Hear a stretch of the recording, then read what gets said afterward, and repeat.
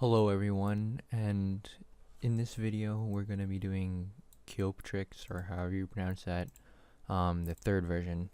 So as you can see here, I'm running VMware with Parrot. Distro doesn't really matter, just whatever your preference. And I've run a NetDiscover. I'm using a host-only network, and as you can see, host-only just means that my virtual machines won't have connections outside of my private local area network, so no internet or anything like that. But I've located the IP address of the VulnHub machine, and I'm running a port scan. So you can see we have Apache and OpenSSH. So most likely we're going to have to leverage the web server somehow in order so that we can SSH in or something like that. We're going to start some reconnaissance to run in the background while we poke around the web server. So it's always a good idea to run dirb to find any hidden directories or anything that might be of interest. And I really like the word list big.txt. It's served me well and everything, and to be honest, it's the only one I've ever used. So we'll let that run. You can see it's already getting a bunch of stuff. And we're also going to start Nikto, which is, it's a good tool. It can sometimes give you a way inside. You can see here, this is just me editing the host file so that I can have the name Kioptrix.3.com associated with the correct IP address. You can see dirb finding a bunch of stuff. I'm actually going to go ahead and stop that because it would just go inside the directories it found and find a bunch of other things that aren't really relevant. So I'm pointing out phpMyAdmin, gallery, things that look of interest. Those are the main things that we want to worry about. So now we're gonna continue our reconnaissance with Nikto, as I said.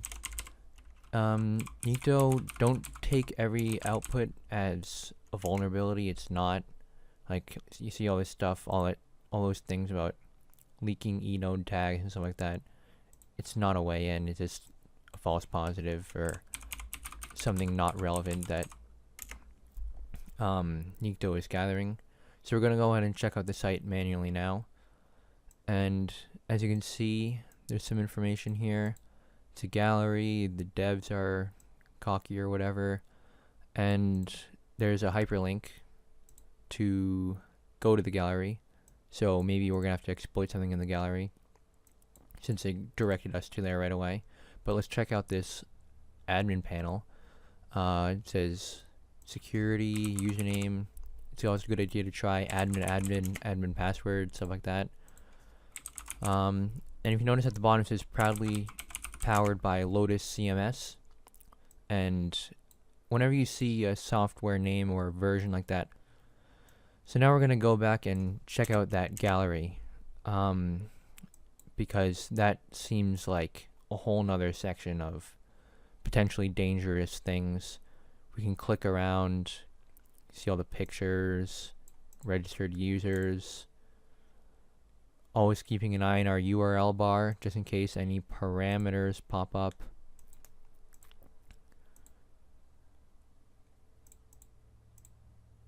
And I noticed this drop-down menu, and you'll notice that we have an ID parameter in our URL in our request now.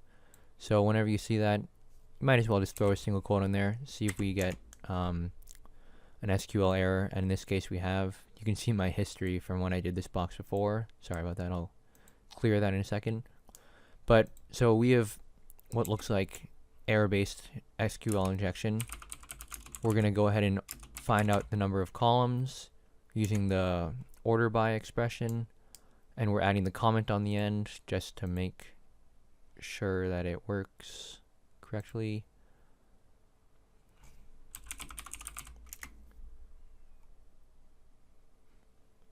I'm going to go ahead and clear my history if I can figure out how, because I don't want to spoil anything, because I did this box half an hour ago, and yeah, I just don't want to give away the different queries that I used.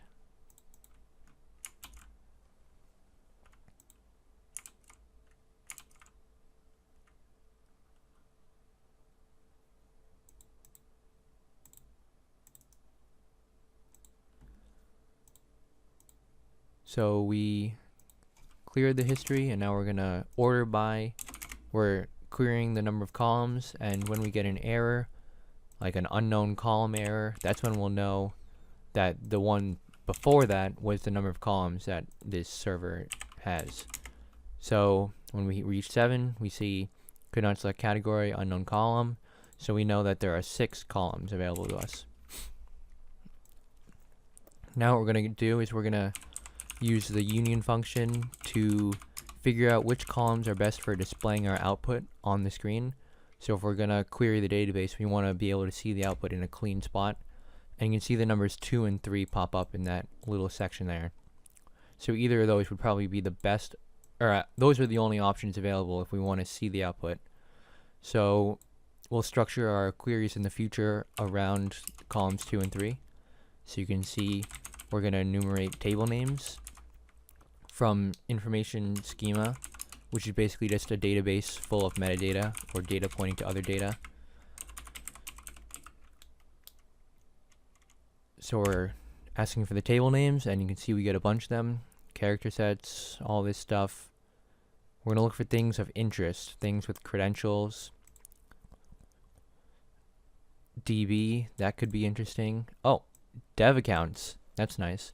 So that's a good table to keep in mind, because that probably contains columns of usernames and passwords and things like that, things we can leverage somehow, either over SSH or that admin panel we found earlier. So now that we have a table in mind, we're going to go ahead and find the columns inside of it, and then hopefully get some credentials.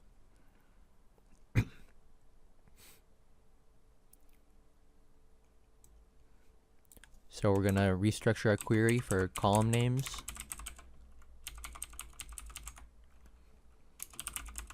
Again, using information schema.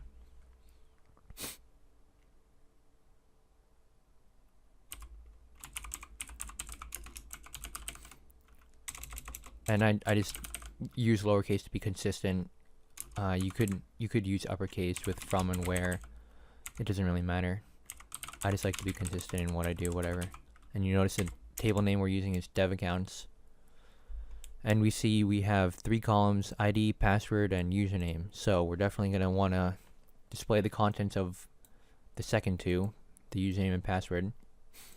And the way we do that is we're going to use the function concat with separator encoded in hex. So a separator is just a semicolon, which allows us to display the contents of 2 columns at the same time. It's a very brief, non-technical explanation. And then again, from the table name. Oh, you can see my XSS filter block that, but we're going to allow it. And you see we have 2 hashes and 2 users, lonevar, dreg, and these are MD5 hashes. You could count the length. We'll use hash identifier in a second. So we're going to throw these hashes into a text file so that we can crack them with John the Ripper.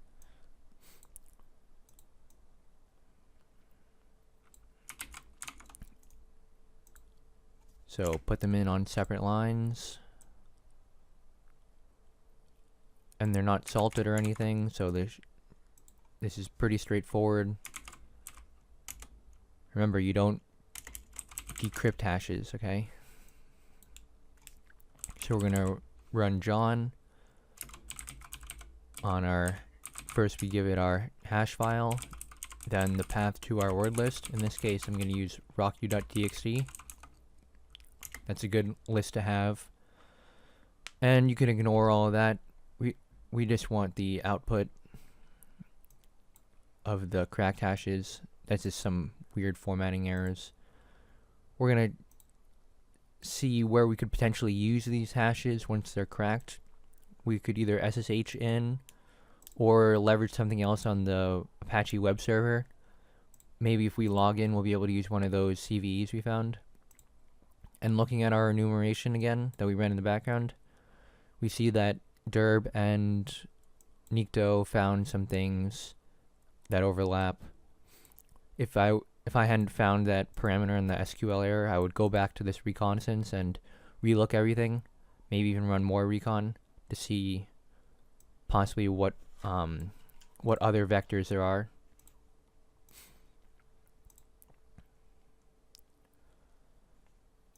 And so we're gonna let John do its thing for a little bit. If this doesn't go fast, last time I used an online tool, but since this VM is host only, we can't really do that. So if this doesn't go quick, then you know the process, you know the commands. You could use an online tool like CrackStation. So if it's not going fast, we'll skip it and move on, because I know the next step. I did the box. And this is my first, like a little disclaimer, this is my first video. So apologies for any lapses in speech, any non-technical explanations. I'm still learning the screen recording software as well. All that stuff. I'm hoping to make this channel kind of like a resource for kids like me who are getting into security, maybe want to know what to learn, stuff like that. Maybe I can share some of the things I've learned myself. And I kind of want to make this an prep course for the PWK, the Pen Testing with Kali course by OffSec. So I passed the OCP a couple months ago, and like looking around my high school, there's not much interest at all in cybersecurity. So I kind of just wanted to, get that train going, and which is basically just a series of phases and you really want to develop a good, constructive process when you're doing any box. So reconnaissance, I'm gonna paraphrase this. Reconnaissance, that's self-explanatory, but very important. Vulnerability analysis, you have to find a way in any vector. Sometimes there may be multiple vectors. Sometimes you may need to leverage uncommon vectors to command execution. Exploitation, so you need a shell or some kind of code execution. And then privilege escalation, you'll most likely not be a privileged user, so you'll need to get root or system on the box. So we're gonna just show hash identifier, because that's a handy tool sometimes, because John's taking a while. And you can see it's clearly MD5, not salted as well. Here I try to go to CrackStation, but again, I'm on a host only network.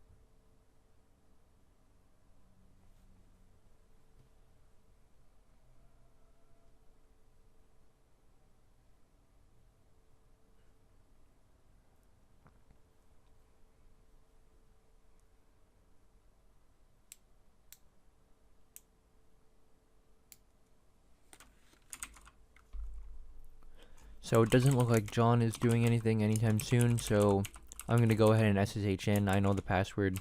You can crack it yourself pretty easily. Besides, don't want to give too many spoilers, I guess. Not that I really care. So we're going to try SSHing in to the box as Lone Ferret. Type in the password, and we get a shell. So we're going to just see quickly what's in our directory. We have 2 files, one of them a shell script. We're going to see what's inside there. Looks like a bunch of nonsense that we don't really want to concern ourselves with.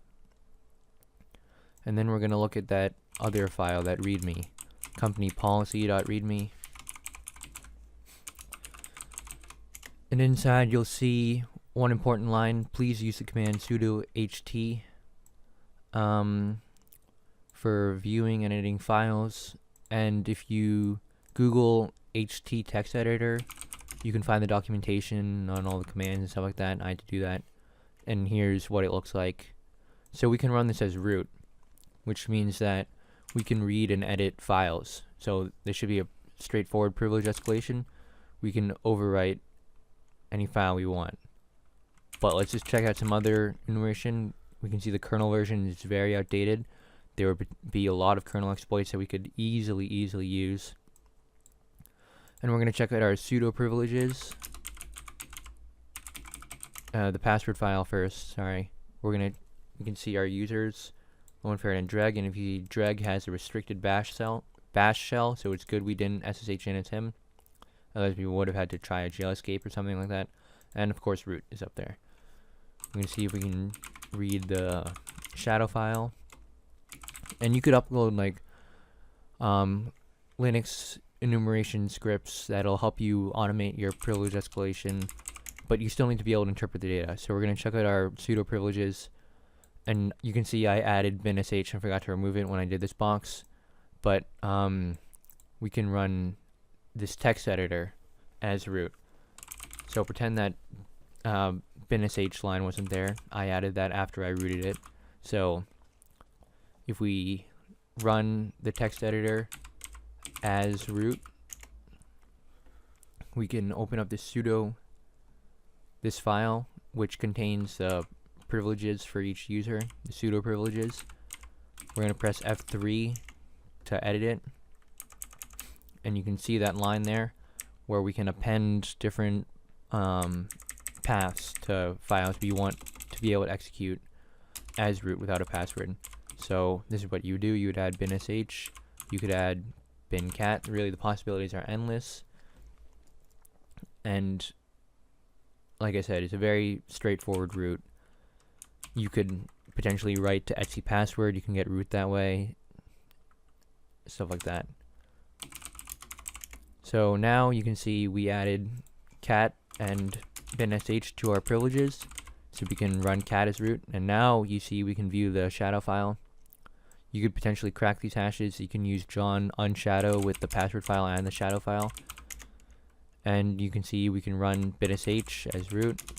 You can try and, oh, I should have typed bash there for an interactive shell. We're going to go to root. And we see the congrats.txt, which means that we have completed the box. You can see the file is indeed owned by root, meaning we are root. And if we see what it says, hang on, capital, congrats. We see that, congratulations, you finished the box, good job for getting here. And there's important messages here. Like, Vulnub has a distinct advantage over Hack the Box, and I think that frankly, the boxes are made with more passion, they're more realistic. The web pages aren't blank, they actually have, HTML and CSS and stuff like that. Difficulty is relative, that's super important. Something that's easy for someone might be hard for someone else. And they just give credits to the software that they use and stuff like that. So, until next time, I'll see you guys later.